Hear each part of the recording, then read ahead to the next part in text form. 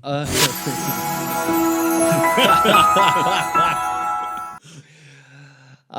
everybody, and welcome to another episode of Addicts in Recovery. This is Zach and Spencer here. Hey we are coming to you live from, I guess this is kind of live, from somewhere. And still working on this introduction thing. Work in progress. This week we are talking about living sober, what is involved in living sober, and kind of the nuances and the things that we have learned along the way, and the things that people kind of don't teach, really, that you just kind of have to learn from experience. So we're going to try and shed some light on those things. Before we begin, if you like our videos or you like our podcast, make sure that you hit that like and subscribe button so that you can basically get notified whenever we come out with a new one. And don't forget to comment if you have any suggestions or anything you guys want to talk about. By all means, let us know. And if you are listening to this via our podcast platforms and you have not caught on to the fact that we are now on YouTube and we now have videos, check us out at, all you got to do is look up the Air Recovery Podcast and you should be able to find us. So check it out on YouTube. You'll regret it. Yes, it's going to put voices, it's going to put faces to the voices. The faces for radio. And I can 100% stand for the fact that I don't want faces to my voices. Because it's a little concerning. Yeah, it is. It depends how many voices you're hearing. But, well, I mean, it depends. Yeah, I mean, they have names, so you might as well come up with faces for them. Yeah, well. So living sober. What's up, man? Where do you want to start with this living sober thing? I think that's it's a really interesting topic for starters, and I think that there's we were talking about this a little bit before, and I think that there's a lot of fear around living sober, getting sober, and then living sober. And I think that we'll talk about a few of those things that kind of commonly crop up for people, and certainly did for me and you.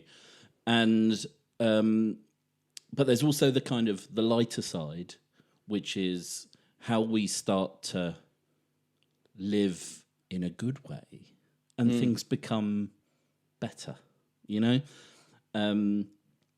but I think that when we first talking about this, a line that you will hear in fellowship certainly is life on life's terms, and I think that's a really kind of important cornerstone concept to maybe explore first.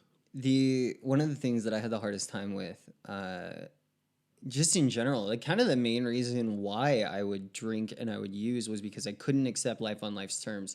I could not, for some reason, cope with what life was giving me. And so I would medicate, and I would try and find any way out of it that I could so that I didn't have to, I guess, just focus on that, because I really didn't know how to cope with it. Like, I always thought that like the world should work the way that I want it to work, and it doesn't work that way. It really doesn't, does it? Someone once said to me, and I've heard it, around in popular discourse, that the only thing that you can control in life is how you respond to life. And and I try not to bleat on about my some kind of Buddhist tendencies too much, but the idea that you certainly can't control other people. Like, they will do their own thing. I mean, I know there's the whole manipulative kind of thing, but that you can try. Yeah. One of the things that I've kind of noticed is that I can't really control my thoughts or my emotions, because, otherwise when I'm lying in bed trying to get to sleep and I'm presented with that highlight reel of all, the top 10 worst moments in my life, that I wouldn't choose to think about that. Like, that's not kind of it. And the emotions are the sort of a real base response often to the thoughts, right? So you have those, you feel guilt and shame and regret and all the other things. So I can't control thoughts or emotions, and sometimes I can't control my behavior, though I have a bit of a better handle on that. What I can do is I can take that moment where the stimulus of the thought or the emotion occurs, and I have a window where I can make a choice. And I can choose how I react, or more accurately, respond to those kind of things. And that's how I think about life on life's terms, is like, how am I going to show up? How am I going to present myself to the world? What's the sort of person that I want to be? One of the things that they taught me in treatment was there's a difference. So a person can think like all they want, right? We can't control a lot of our thoughts. And there are some people that actually debate that our thoughts are not even of our own. They just happen. They just move. And what separates, especially now in recovery for me, what separates where I was when I was drinking and when I was using versus where I am now is the fact that I stop before I make a decision. Like I will stop. Like I'll be in an argument. When I get into arguments, I don't say, well, Several times a day. several times a day. This is actually something that I tend to do a lot. If I end up in an argument with someone, I will just stop. And and then they think that I'm an asshole because I'm not saying anything, right? But really what I'm doing is I'm planning out like what it is that I'm going to say next, because there have been so many times that I have opened my mouth way too fucking fast. Like way too fast. I couldn't even count how many times I have made that mistake of opening my mouth way too fast and asserting my will and my thoughts just like that without ever even like thinking about it. And how many times that has gotten me into trouble is just amazing. Even though I would continue to get in trouble, I still have to because that's just like a tendency, right? I would still do it. And then I could get slapped on the wrist. I could get in trouble. I could get whatever, it could backfire in my face. And guess what? I would still, the next argument when I'm emotional and I'm heated, I would still fucking do it. And so there's like this, now in recovery, I've had to teach myself this, for sure. I've had to teach myself this. And I still have to practice it, but now I pause. And if life happens the way that I don't want it to, I don't have to freak out. I don't have to fight it. I'm not saying that I don't. There are some times that I do. Yeah, we're not saints here, are we? I mean, no, progress, not perfection. But I have learned that I have the opportunity to pick my battles. So yeah, when you said that you were going to pause and then you were going to carefully plan, I thought you were going to say, my revenge on the person I'm having the argument with. But no, you didn't say that. And I'm glad you didn't say that. Well, it's already there. Because it's normally me, isn't it?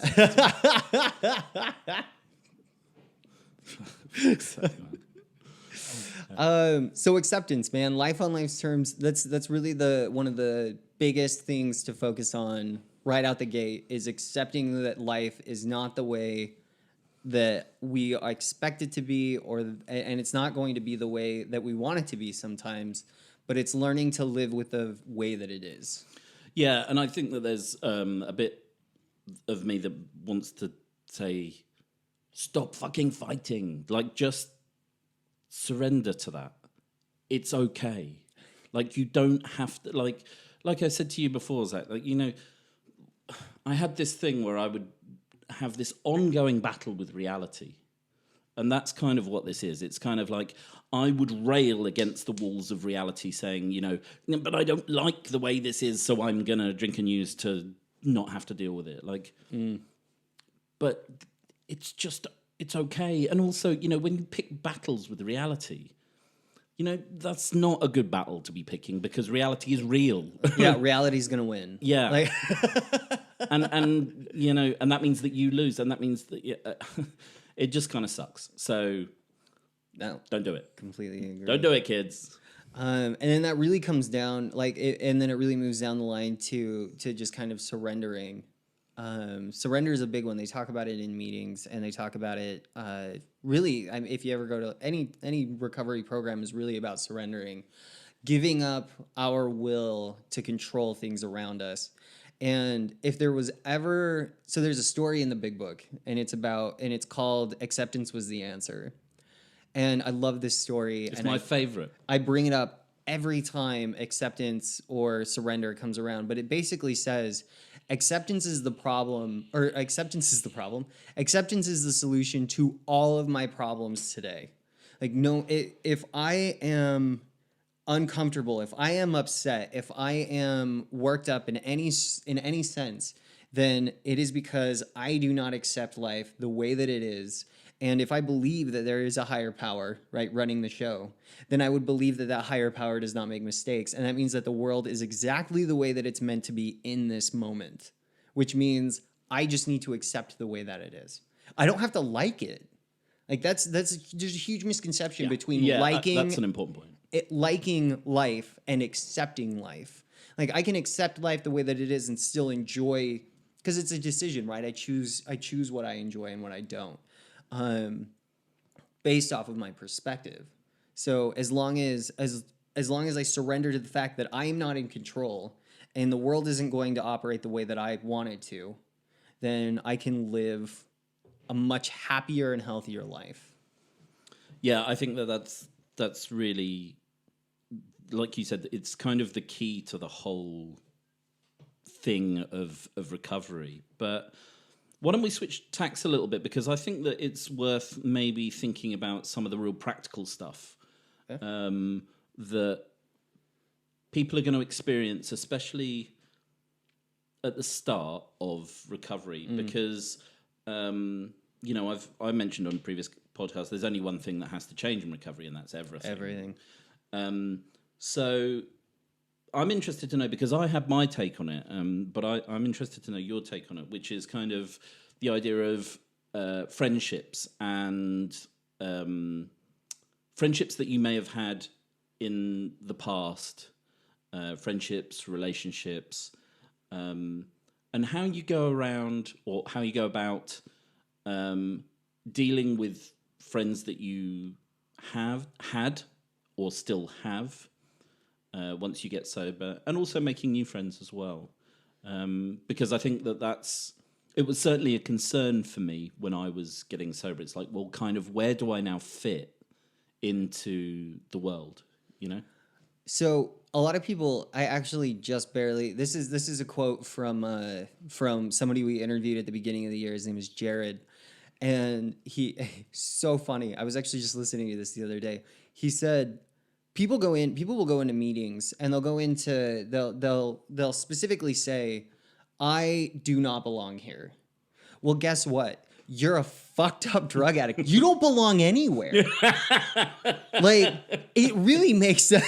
It's like people will avoid recovery because they're like, well, I don't belong in this community. And it's like, you don't belong in any fucking community.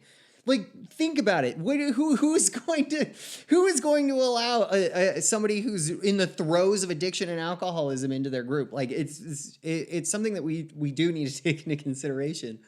But I thought that was so good because it's true.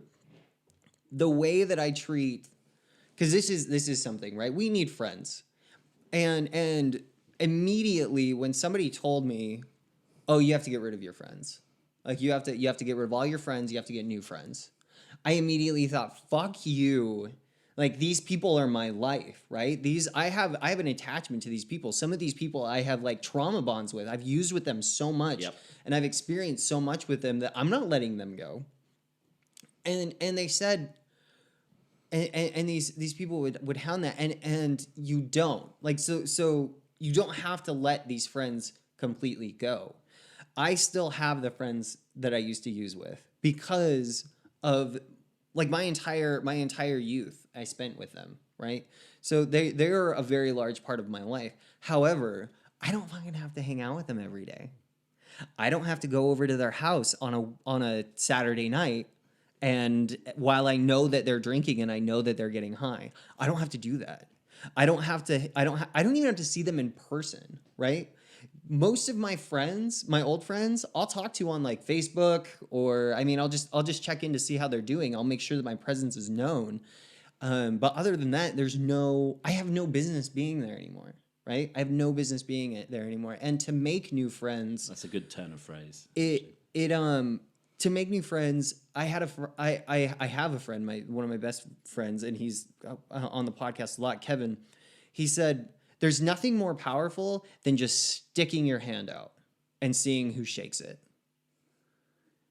I like that. Because once you're in, like, you just start talking to this person, especially in the rooms or especially in recovery in general, you automatically have something to talk about. There's automatically a connection there. And I used to think this as well, to think that the world, or like to think that, and this, I don't know why humans do this, but I'm not gonna give up on. This is what went through my head. I'm not gonna give up my friends, because who the hell am I gonna become friends with, right? Like, who else am I gonna become friends with? Well, it isn't like there's not 7.5 billion people on the planet.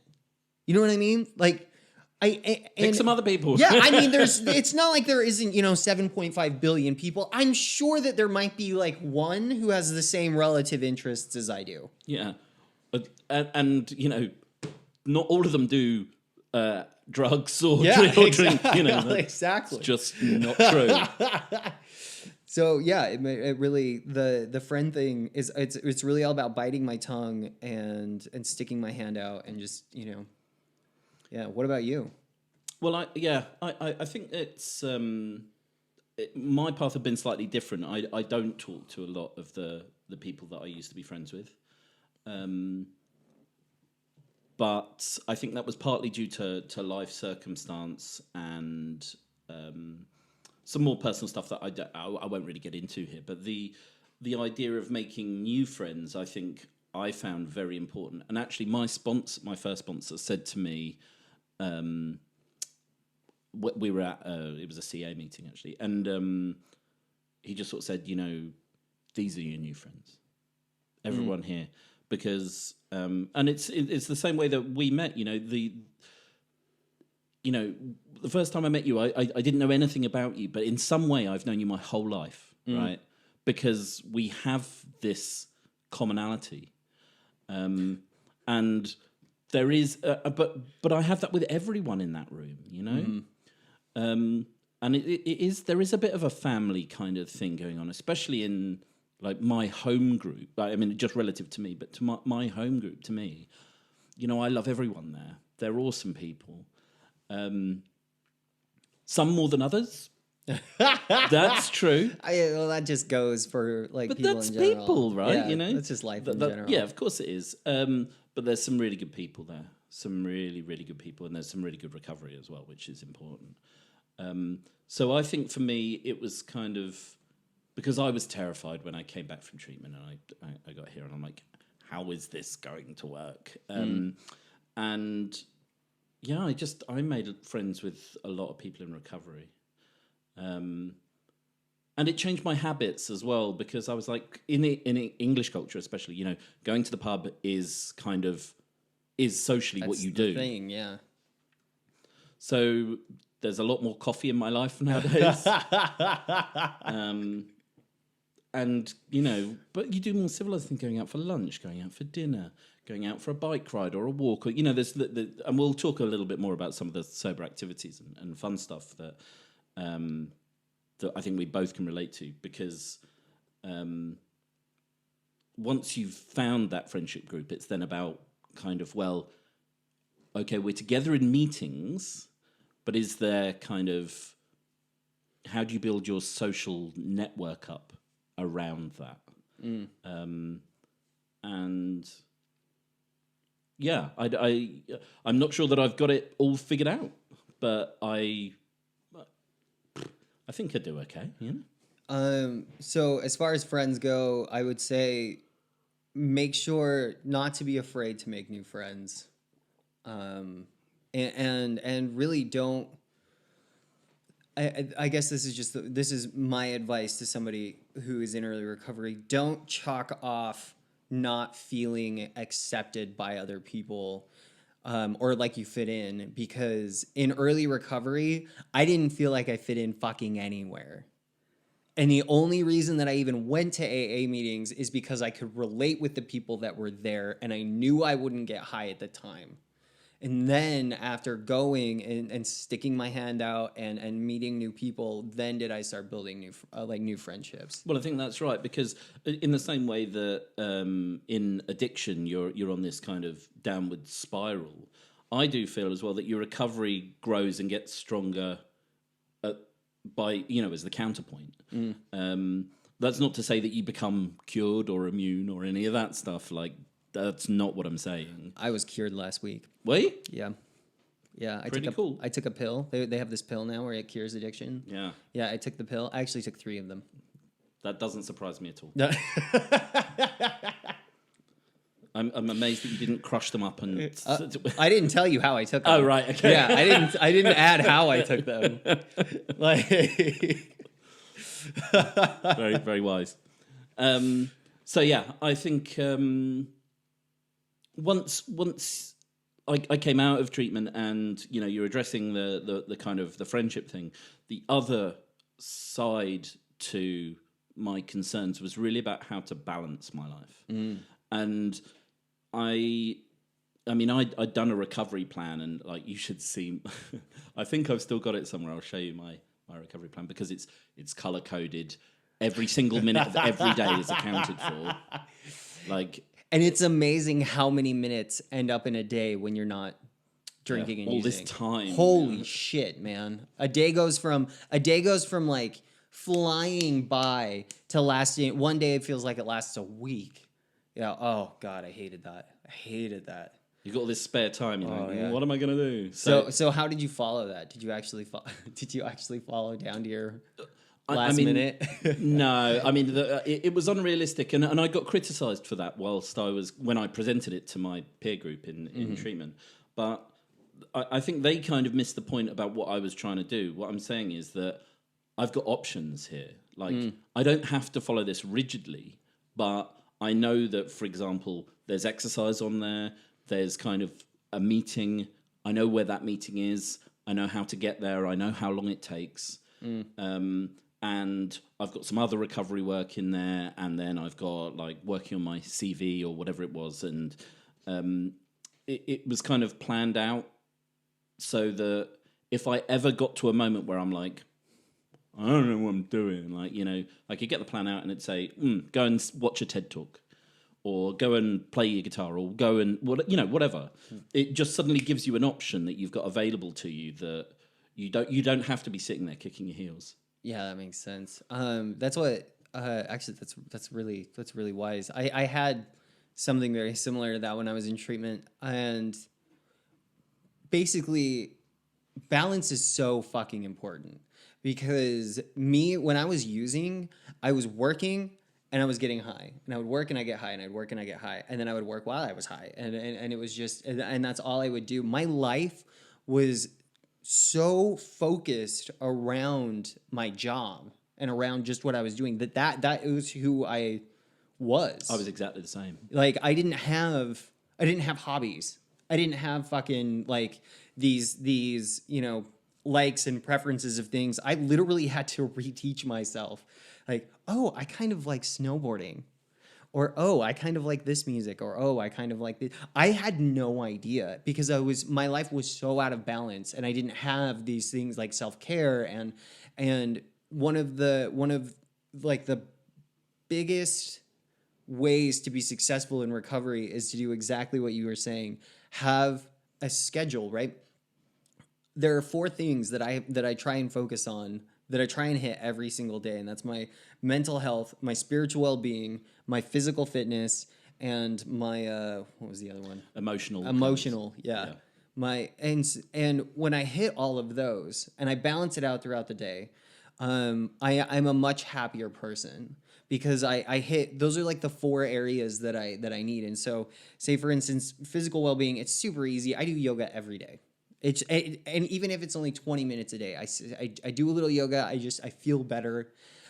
Spiritual wise, I'm step 11, conscious contact. I'm regularly keeping in touch with my higher power, whether it's thank God I made it through that green light at the last second, or fuck you God, I got caught up at the red light. Whatever it may be, it's still there.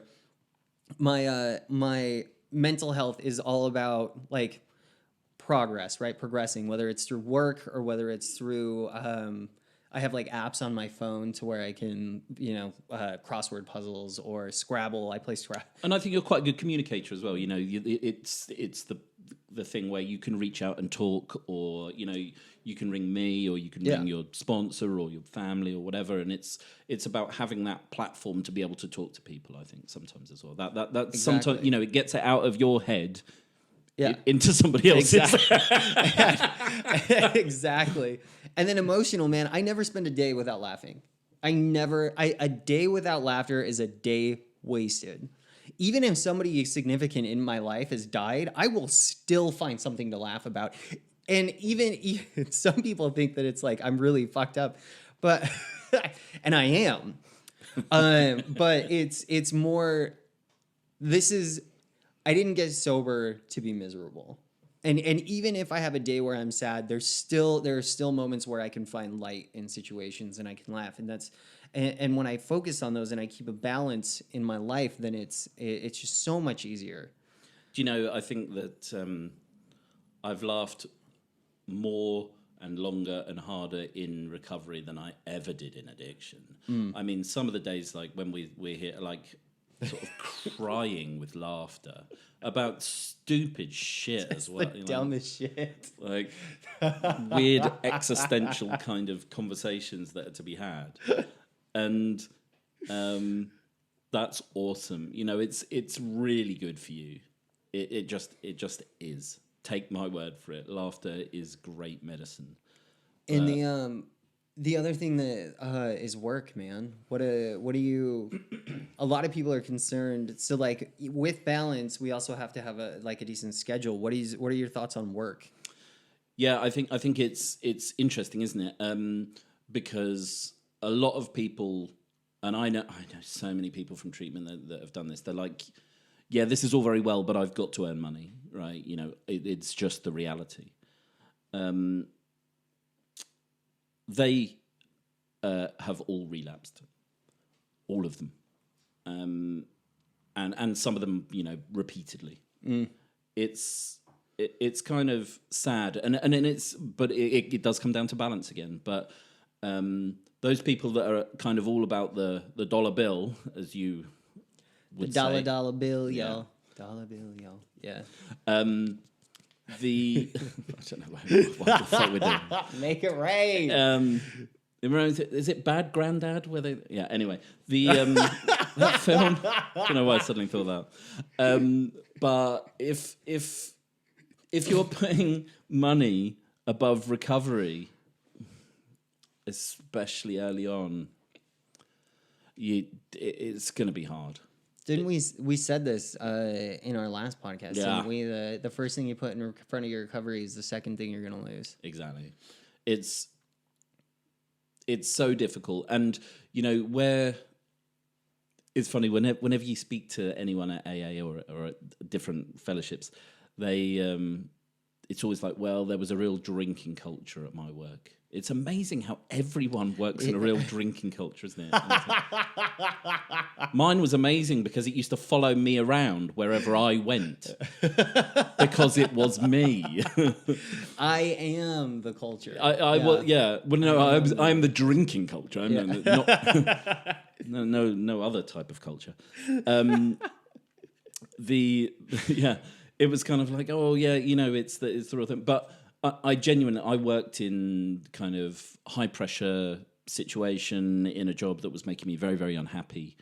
And like, I'm not trying to say that, it's because of my job that I drank and used. Like, that's just bullshit, right? No, but it doesn't help. It definitely doesn't help. And also, when you're trying to change things, for me to go back to the same situation, doing the same like, you know, walking the same routes and seeing the same places and the same people in the same environments. There's not much change around that. And I wanted to change a lot of things. And I know change talk can be kind of overwhelming and a bit dangerous, so that they say don't change too much in early recovery. Or they say, you know, don't make any real massive Major decisions. yeah. But for me, it was a bit of a no-brainer because I thought I can't do this. Well, they say, and anyone in early recovery, especially people that are in the rooms, they will say that. They'll say, don't make any major decisions, don't make any major like things. But if me specifically, I went to treatment. One of the main reasons I went to treatment was to keep my job. And then when I got into treatment and I went through treatment, I realized just how toxic my job was. And so I really had a choice. I could have gone back. And actually there have been times, because my dad owns it, so there have been times that I have gone back for a day or two or whatever, just to pick up some extra cash. But those people are doing the same things that they were doing when I was there, right? They're still drinking, they're still using. It's still a toxic environment. I shouldn't be there. And I had a decision. I could either A, go back there, and the year that I went into treatment, I made $50K, okay? $50,000 that year. And then the next year coming up, I took a part-time job for $7 an hour, working in a youth facility with youth that have drug problems. And it was the best decision of my life. Yeah. Granted, I had no money. I was one broke son of a bitch.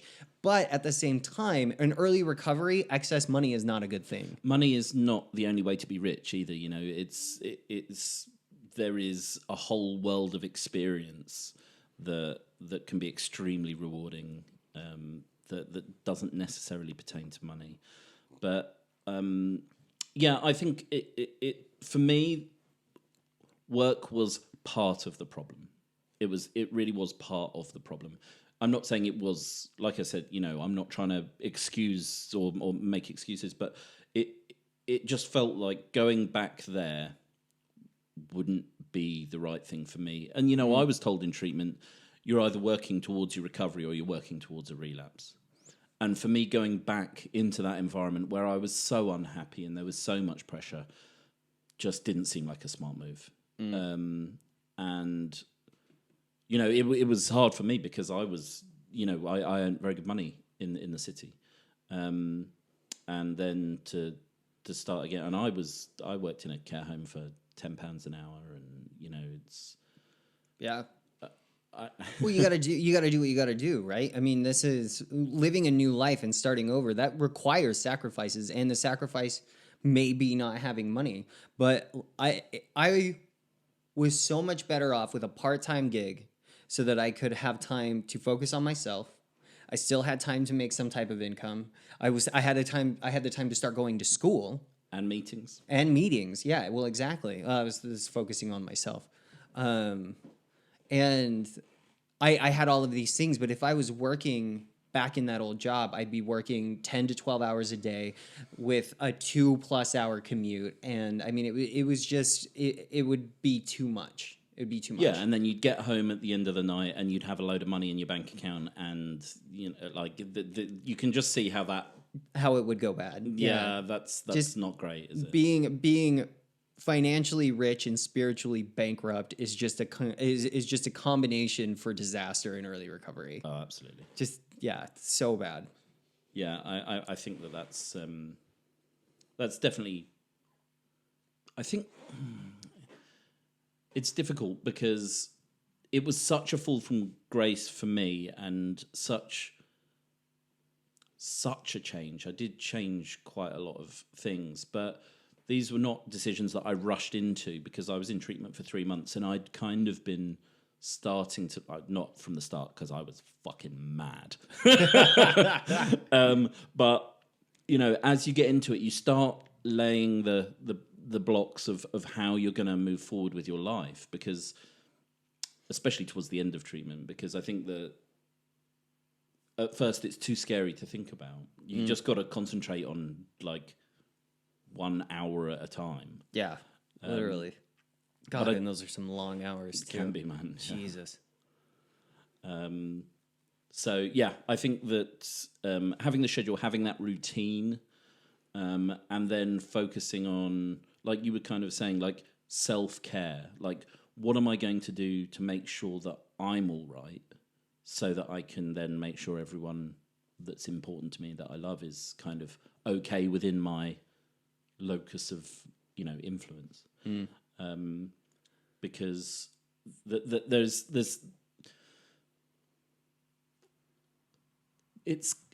the self-care and self-love stuff, right? I think is really, really interesting. And I won't go into it too much, because the self-love I think is really difficult for me. But I think some of the self-care is the kind of the lever to get into that. Because, just show up and, be present and, brush your teeth and kind of like, and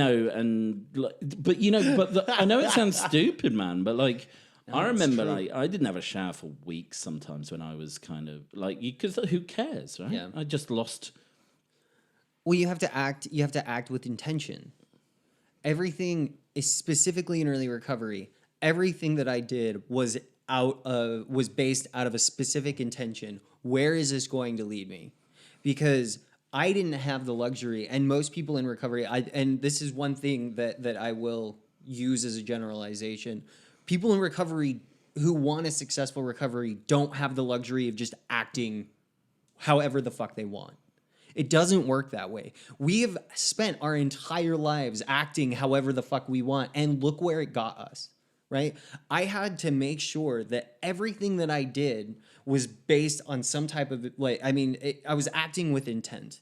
When I woke up, the first thing I did in the morning is I'd make my bed. Still to this day, this has been almost 6 years, I still make my bed. Even if I'm in a hotel and I know there's going to be a maid that's going to come fucking make it anyway, I will still make my bed, because what it is, it's the intent of starting my day correctly, right? And then the way that I end my day, I always take a shower. It's the craziest thing, man. Take a shower, shave, brush my teeth.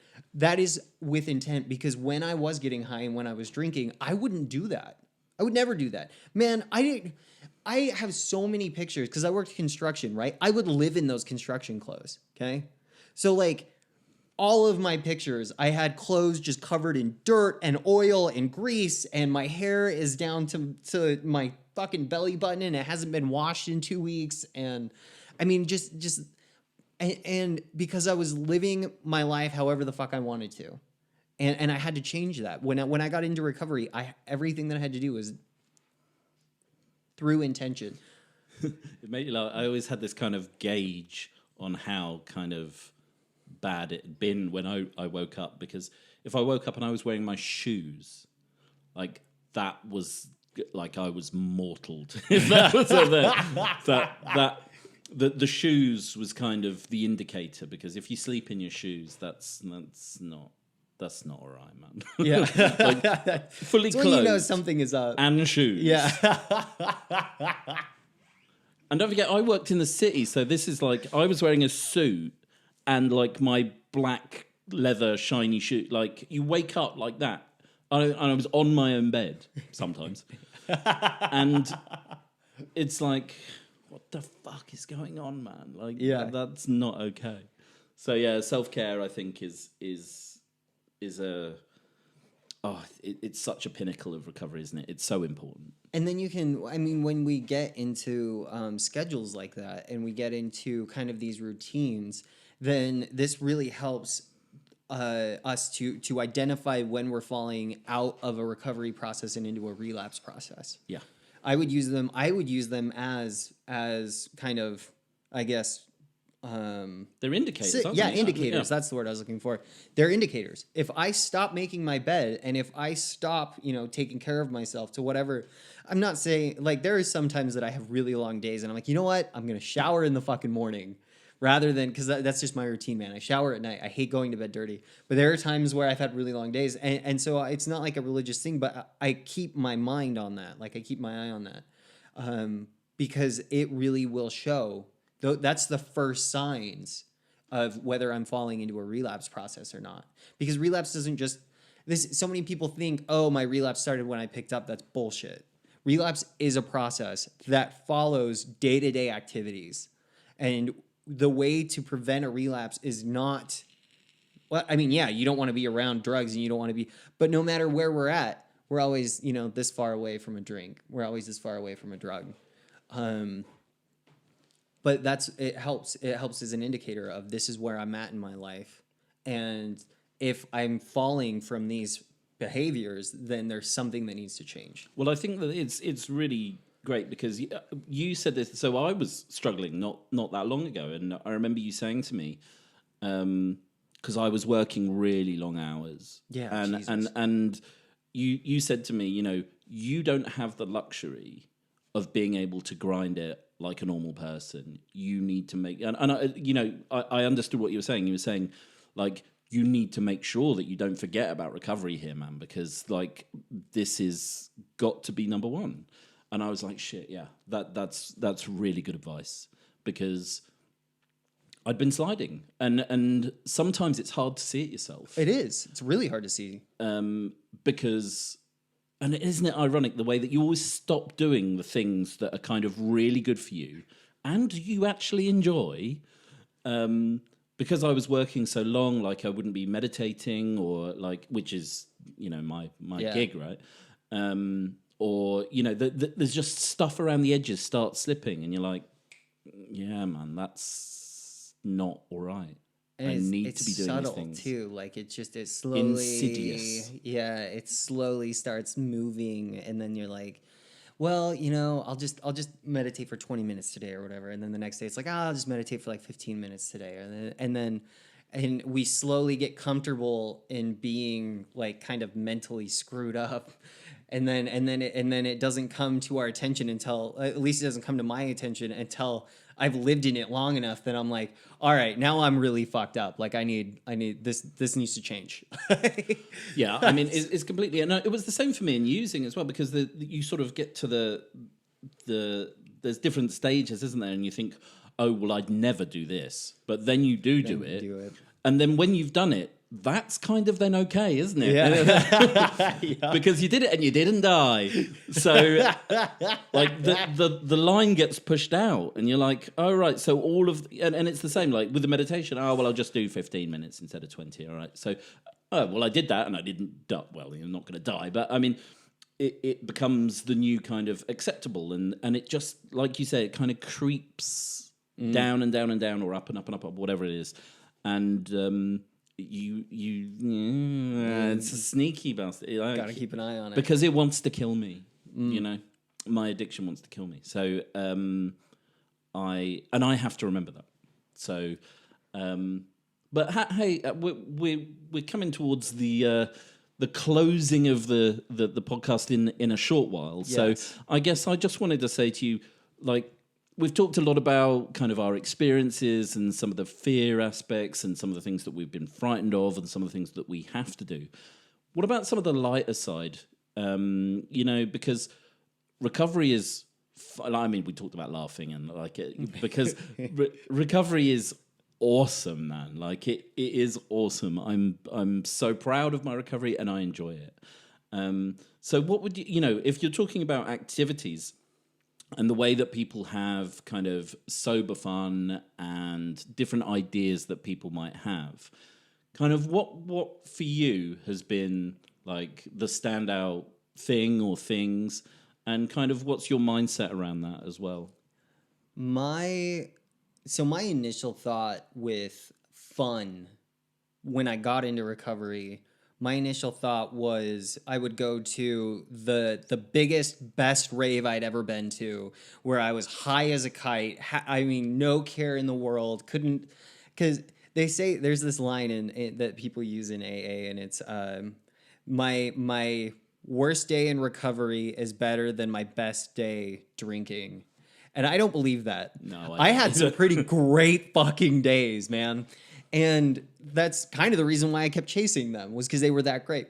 And so I had this idea that this joy and this ecstasy and this bliss that I was living in, that was fun. That was enjoyment. That was the joy. And I was terrified at the fact that I couldn't get that while I'm sober. Well, there's a news flash, I can't. Like, and that was something that really terrified me. But I come to learn that joy, and that's not actually happiness. That's numbing. To find joy now and to find fun, I find it in such simpler things.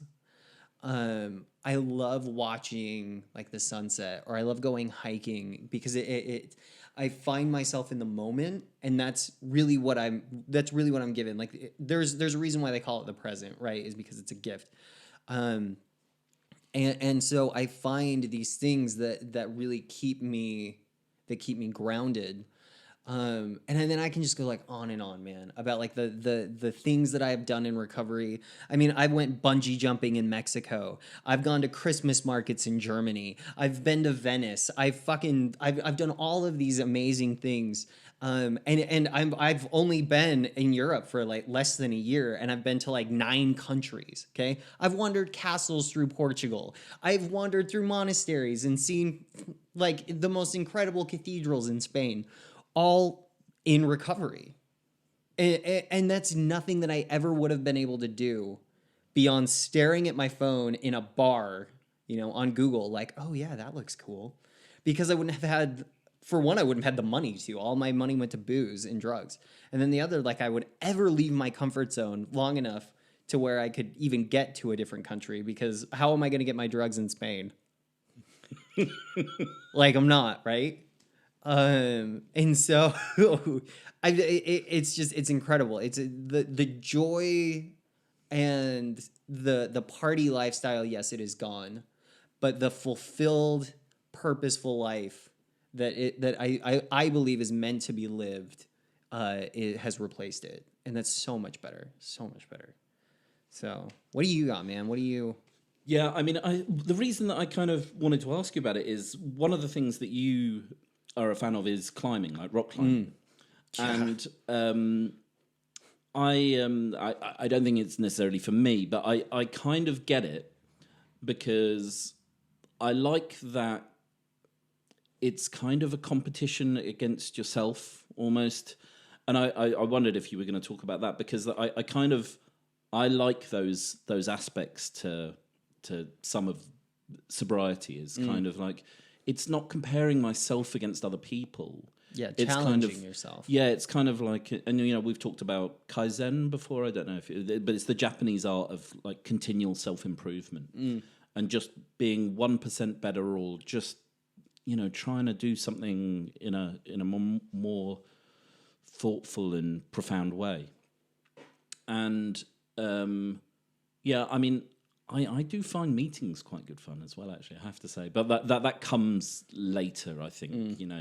First I knew that like I needed to go, and then I wanted to go, and now I love going. Yeah, well, they say that, I remember in treatment, I was like, God, I have to go to all these meetings, and the guy was like, you don't have to go to them for very long. You only have to go until you start wanting to go. I was like, oh my God, that's so good. That is really good. Now it's good. Back then I was like, fuck you. No, it's true, man. I like the to. only meeting you don't have to go to is the one you want to go to. Yeah, what I really. That is good, man. What I really liked stealing about the rock climbing thing, and this is what I say all the time, is I went from smoking rocks to climbing rocks, and that's way better. It's good. It's way better. That is a good line. So, yeah, I mean, I think it was certainly one of the elements that I struggled with. But for me, when you talked about the simple things in life, I think actually there's an awful lot to be said about that. I really enjoy actually just going outside. Sometimes is kind of nice, because when I was in addiction, like not so much, and to get like fresh air and for the sun on your face, or the wind or the rain or whatever, it doesn't really matter, because I'm waterproof, like essentially. the whole thing and the experience of nature and that kind of stuff, I have quite a strong connection with that. And I do like to spend time outside. And it's so simple, and yet it's so kind of rewarding for me, anyway. And I like to do sports. I mean, because we're in lockdown and stuff at the moment, it's not really Not happening. really an option, yeah. But yeah, I do know like golf courses are opening again now. I should really be playing Yeah, a you bit should of get golf. out there. Oh man, I'm such like a Happy Gilmore golfer too. I'm such a Happy Gilmore golfer. There's rarely 9 holes that I play where I don't try the Happy Gilmore drive. Like, and it's very frowned upon. Yeah, the run up. Yeah, the. Every once in a while, I get it. Like maybe 1 out of 20 attempts, I get it, and then I nail it, man. And it's like, yeah, and then that really makes it worthwhile to do the other 20. Yeah, Because by the time I get to 19, I'm like, fuck, why am I doing this? And then I get that. Like, oh yeah, that's why I'm doing this. But for me, it's interesting because golf was just an excuse to get fucked up as well. Yeah. When I used to play, like, you'd be drinking on the way round, and like, Oh yeah. and your scores kind of they go up, and then it's worse. Well, in America, man, that's like one of the only things that you can drive while you're drinking is a golf cart on a golf course. And so you can't even ride a fucking horse while you're drinking without getting a DUI in America. Wow. But anyway, we're getting off topic. That's really all. I mean, that's really all I've got for this. Yeah, I think it's recovery has been a wonderful thing for me, and I wouldn't swap it for sure. And I just think that I wanted this to be kind of there's that kind of the instructional part where like this is going to happen for you and this and this and this, but it's also a message of hope because this is awesome. I'm not necessarily living my best life, but I aspire to, and I have direction and I have purpose and I know what I want. And so I guess that's the kind of closing message is that, this is worth it. This is truly worth it. Good shit, man. It is. And if you don't recognize it in just the way that we talk, that we are relatively happy people, then you're really missing a point because it is. It's life. Recovery is so much more than just trying to find the next party or the next. It's so much more than that, and we don't find out until we're in it and we've done it and we see what these other people are talking about, because it's really, people could tell me all day when I was in addiction, like recovery is going to be great and it's going to be better than it was before. And well, they wouldn't even tell me that. They would say it's going to get different and then you choose whether it's better or not. I thought that was really good. I think that you would have to be relatively insane. Okay, I am relatively insane. I think it's like what the big book said. You have to be constitutionally incapable of being honest with yourself to not recognize the better parts of sobriety versus drinking and using.